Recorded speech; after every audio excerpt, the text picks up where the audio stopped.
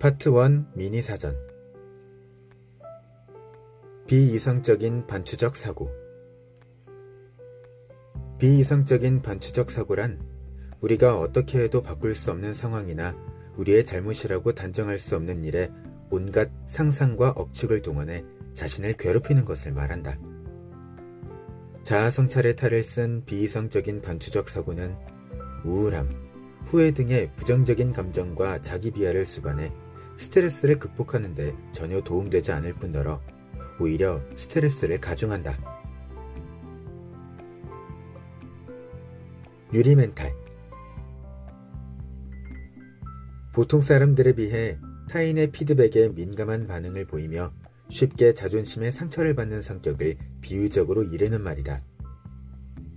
유리 멘탈을 가진 사람은 누군가 자신을 비판하면 상대가 대놓고 자신의 능력이나 인격을 부정했으며 자신을 가치없는 사람으로 여긴다고 받아들인다. 이들이 자신의 자존심을 지키기 위해 보이는 반응은 크게 두 가지다.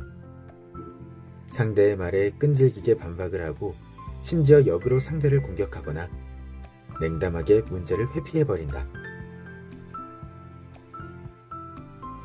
정서적 협박. 정서적 협박은 비정상적인 인간관계에서 비롯된다.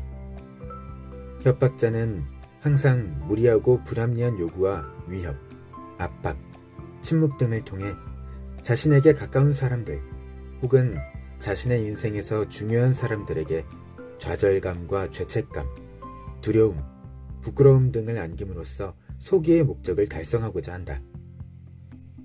그러나 때로는 어떤 목적을 달성하기 위해서가 아니라 그저 습관적으로 정서적 협박을 가하기도 하는데 이러한 상황이 반복되다 보면 협박을 받는 사람들조차도 그러한 대우를 당연하게 받아들이게 된다. 수동 공격성, 패시브 어그레션.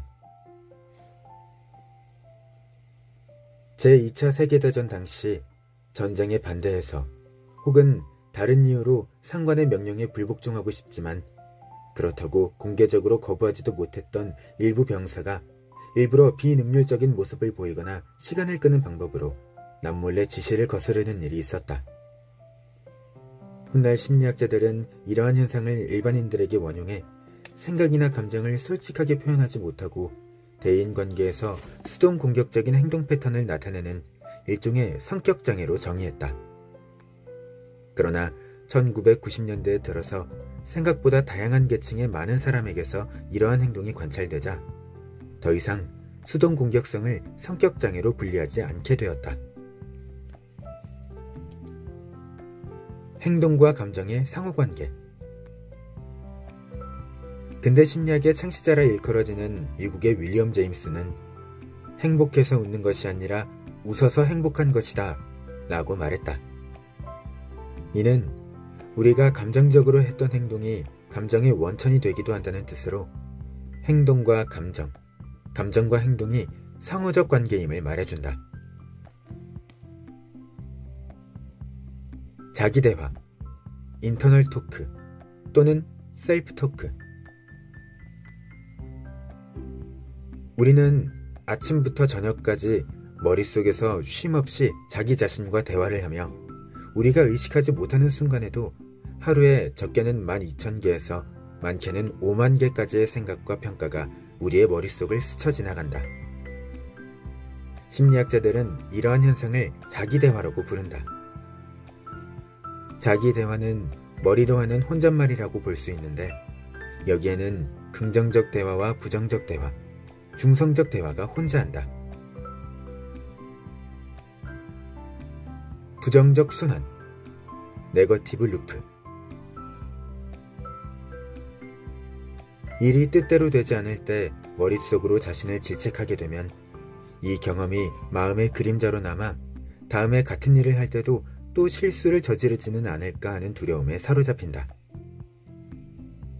이렇게 되면 오히려 하지 않을 실수를 하게 되고 결국 실수와 자책을 반복하는 부정적 순환에 빠지고 만다.